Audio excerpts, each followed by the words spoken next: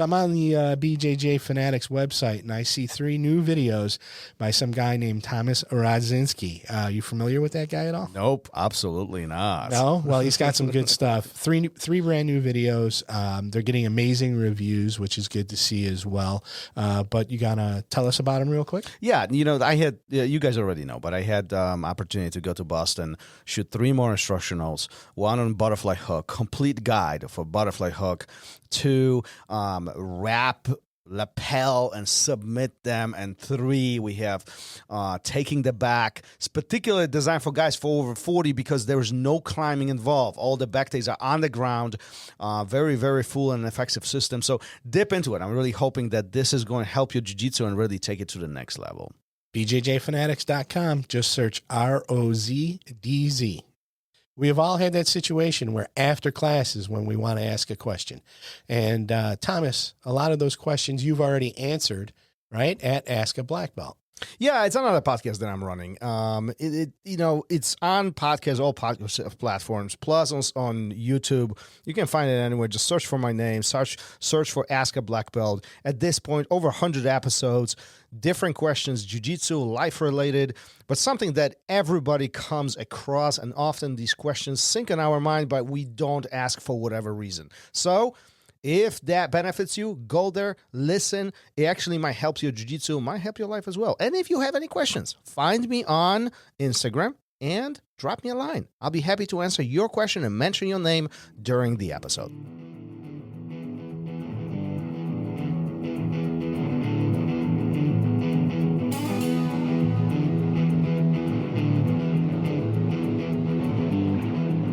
Welcome to Raw Radio.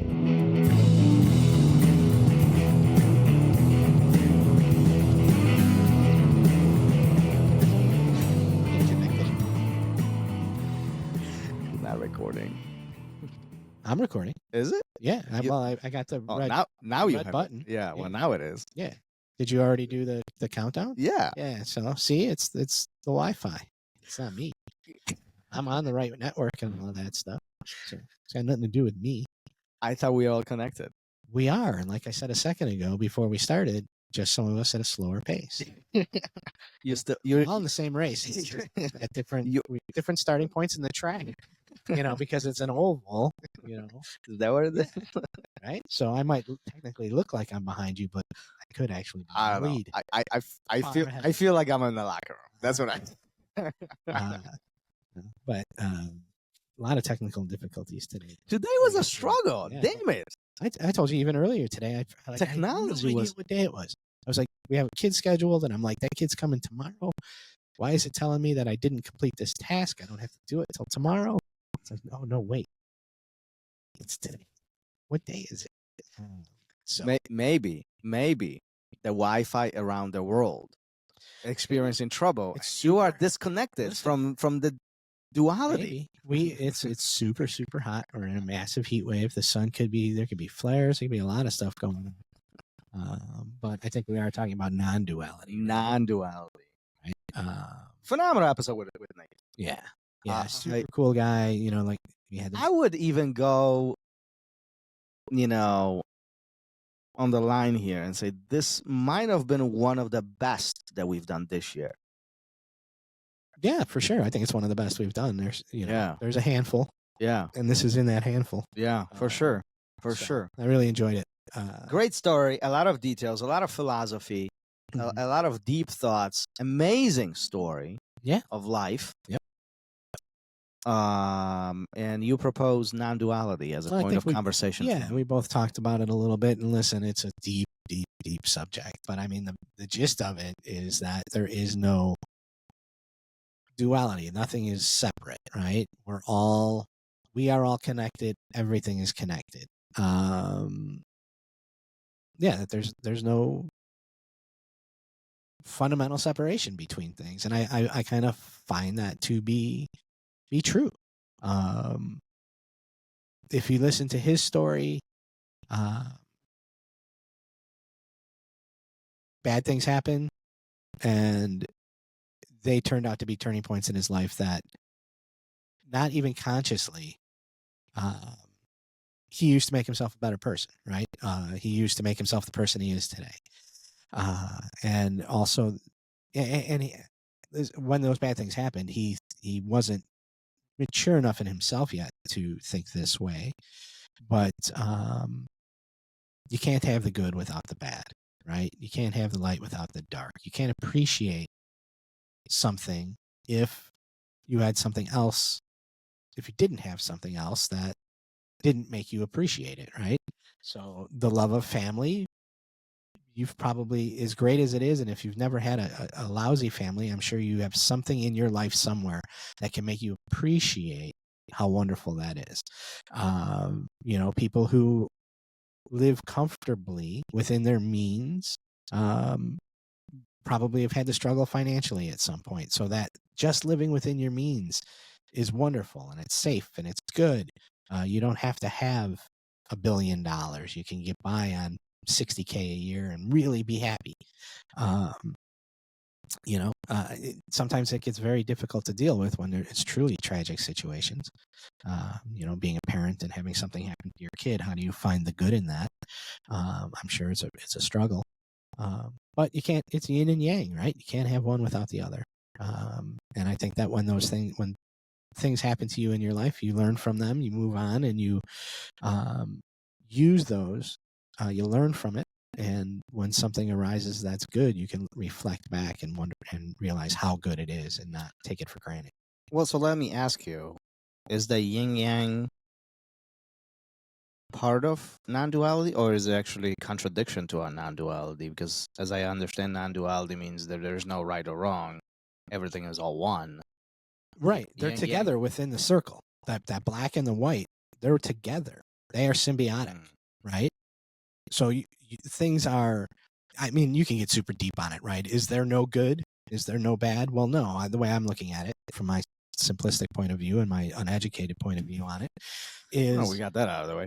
Is the good and the bad are connected in some way.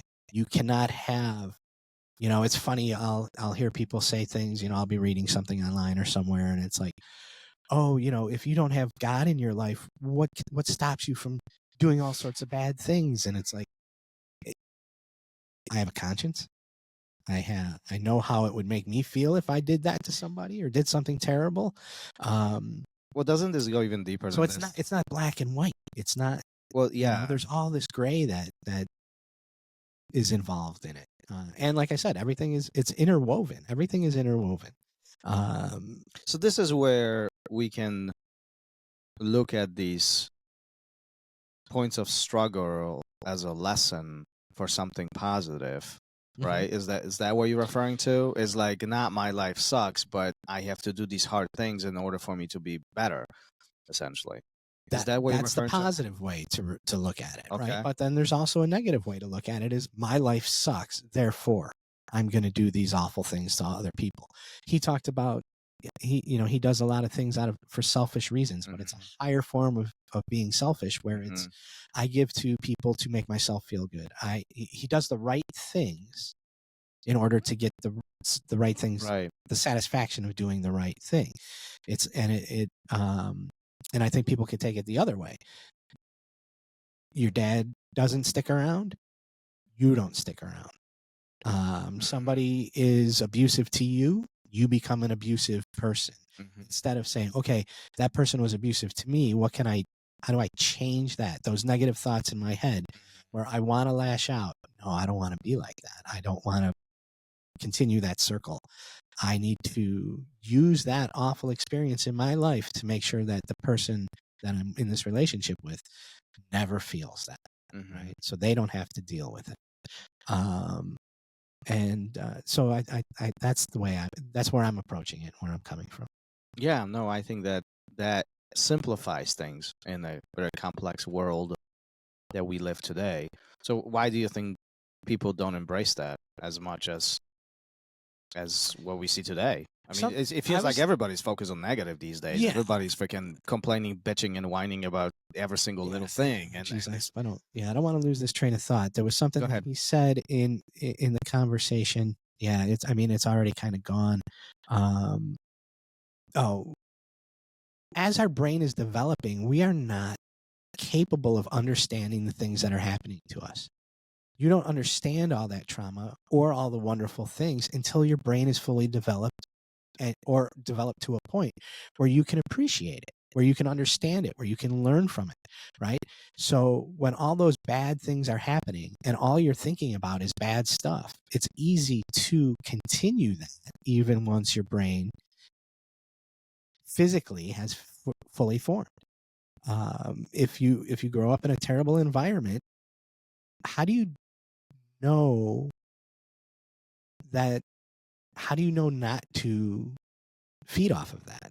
It's really hard not to feed off of those things, right? And you don't really figure it out until you're older. So if you do not figure it out ever, it's super easy just to keep going in that direction and keep carrying all that stuff, all that negativity, and then passing it on throughout your daily life. Listen, and I'm talking out my butt.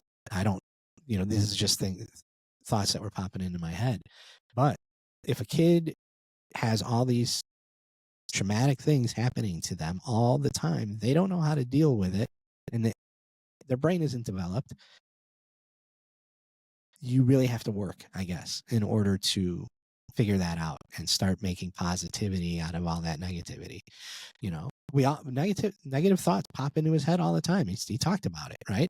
But he's got to reprogram his brain. Think about something positive. Think about something positive. So I think the more positivity that you think about, or that you envision, that stuff seeps in. It seeps into you, right? The opposite is true. So how do you deal with that personally? Like, how do you find the tools to deal with some of those stuff? I went to therapy. Simple enough. I mean, it didn't give me all the answers. But how do you deal with it today? Like, how do you deal with, this black and white world, which essentially we want to create gray areas in? Right. How do you create? I have an understanding that it's all interwoven, and even though I'm not, I have other people to be responsible for now. So I need to, in order to be responsible for them, I have to do what in my mind is the right thing, right? So what's the right thing? I think about it, I try not to be reactionary. Man, I would just yell at home all the time if I was just reacting in the moment all the time. Because it's like, Jesus, why would you, why are there socks outside the front door? That's just a minor little thing. But first of all, that's the place. Best place for socks. Yeah. Well, and it's even funnier when it's not one of your kids' socks. It's like, oh, that's the kid down the street's sock. Well, now I'm responsible for the sock. It might be this kid's favorite sock, and I'm responsible for it now. So guess where it went? It went in the hamper, because I can't give somebody back a dirty sock. I gotta wash it. But what was I talking about? How do you deal with it? It's a process of learning. And like when you learn anything, the more you learn and the more tools in your toolbox and the more experiences you have that you learn from, it becomes easier. So when something real happens, not something like you find a sock, but when something bigger happens, something that's truly important, you already have the tools to fix it. They're already there, and you acquire them over time, right? So I don't think an 18-year-old is going to be able to fix some very serious relationship problems. I don't know. You learn from those. Not all 18. I'm generalizing. Yeah, I know, but I don't. Is it about age, or is it more about the thought and effort that we put into this? Because I said experiences and then reflecting on them. So the more life experiences you have, the more you're out there, the more you see that everything is connected. To bring it back to kind of what we're talking about, the easier it is to deal with negativity. People just don't give a shit. I don't give a shit. Yeah. Why? How much time you got, right? I mean, I haven't been able to explain it in the past 15 minutes, but you just don't anymore. You don't care, But in some way, this is what Nathan was talking about. Mm-hmm. Like, this is the selfish approach to life, right? But there's level of selfish, right? Yeah. Like, in some ways, we shouldn't care about everybody. We shouldn't care about we should have this selfish approach that is about me. This life is circling around me, and I need to be happy. I need to make myself happy. But how we do this? Mhm. How do we impact other people? So if I'm able to make myself happy by doing something for other people, now I'm impacting others, and now I am Right. selfishly evolved around my friends, around my family, perhaps around my students. Now I am in this selfish bubble of taking care of and impacting other people. Right? This unhealthy side of all of this Right. is it's all about me. I don't give a shit about anybody else. Leave me alone. And But it's, see, it's all about driving the negativity into right. this. But if what we're talking about here today, it still impacts the people around you. It does. It still goes outside of your bubble. It still carries on, right? Absolutely. So just in it's your a positive way. It's your approach and how you handle it, right? Yeah. So if I go home and I treat my kids like crap, and now they're depressed, and now they're going to treat their friends like crap, and then when they're 15 years from now, they're going to treat their relationships poorly, and they're going to treat their kids like crap. Or I take everything that's happened, good and bad, and appreciate it. Yeah. I can hopefully do the right thing by them, which in turn, it's like throw a pebble into the pond and see what happens. Yeah. What kind of pebble are you going to throw in? Yeah. That's a stupid analogy, but you know what I'm No, but listen, those stupid things actually make a lot of sense, and they allow us to understand things. Like the stupid pebble really doesn't make a difference, yet it does make a huge difference, So it's like that butterfly effect. It's not it's not you left a minute late.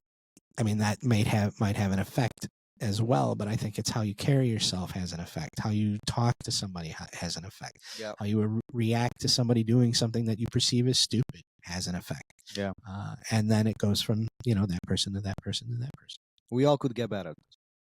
Absolutely. We all could get better at this. I think, that's. Yeah. Yeah. He said, you asked him when he was done, and he couldn't really give you an answer. And maybe you're done when you sit back and you realize, oh, my kids are now carrying it on the way I intended. Maybe I'm done. Maybe, you might still have some personal growth. There's still things you could achieve, but I feel like the hard work might be done. I feel like I don't want to be done. I feel like the moment I'm done, there's nothing else for me to do around here. I feel like that's part of the purpose of us as humans, to have something to do, to have a purpose, to have some impact on others. And I think by definition of humans, we are very social creatures, and we need other people. Yeah. We want to be helpful by nature. We want to be loving to others. Unfortunately, we gravitate sometimes, because of the environments we're in, into this very negative spin of life. Yeah. I mean, I just hope, in those final moments, I can look back and just be like, all right, yeah, I did it to the best of my ability. I did it right, and I'm talking about life. I'm not talking about jujitsu. I'm not talking about, just like, okay, those kids are great, and those grandkids are headed in the right direction. And that's all. I think that's all you can. Don't have final moments yet, because we got stuff to do. They're getting closer every day. Every moment. Every moment. Yeah. Well, when you're thinking you have final moments, just call me. I'll change your mind. You are going to be the last. Well, yes. Talk about duality. Jeez, That's pretty cut. You really cut me out of your selfish circle. Wow. Yep. There you go. All right, let's wrap this up for today. Right, cool. See ya. Man, dude. Leaving that in there. Man, dude. Man, dude. Dude, man. I used to say. Thank you for listening to Raw Radio. If you enjoyed the show, don't forget to leave us a review and help us make the show even more amazing. For future episodes, check out our website and follow us on all major podcast platforms. Take care.